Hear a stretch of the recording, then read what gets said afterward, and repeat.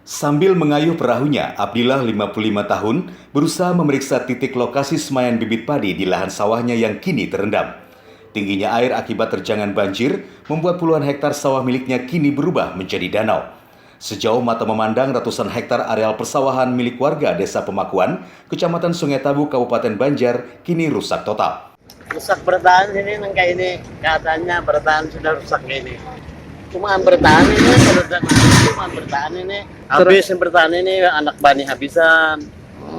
Nah, semuanya ini mula bertahan anak bani, tapi oleh karena banjir, ya habis sudah semuanya nih, paksa rumahnya. Nah, kayak apakah jadinya kayak ini? Tidak hanya lahan pertanian yang rusak total, gabah kering hasil panen petani tahun lalu yang disimpan di rumah-rumah juga turut terendam banjir.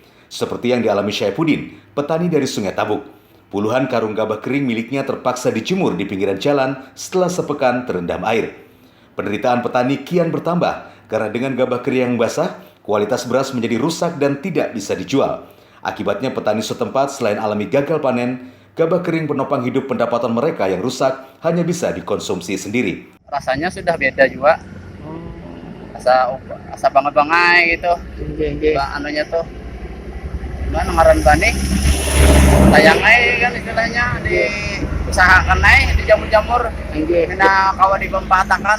Berdasarkan data dari Serikat Petani Indonesia SPI Kalsel, banjir tahun ini merusak lahan pertanian yang ditanami padi sebanyak 188.895 hektar, tersebar di 12 kota dan kabupaten. Sedangkan untuk total lahan pertanian dan perkebunan yang terdampak mencapai 209.884 hektar.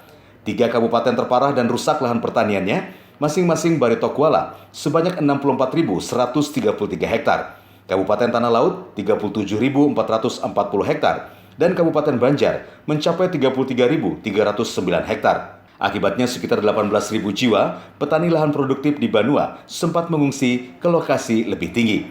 Dari Sungai Tabu, Kabupaten Banjar, Pilih Kalsel, Satunet.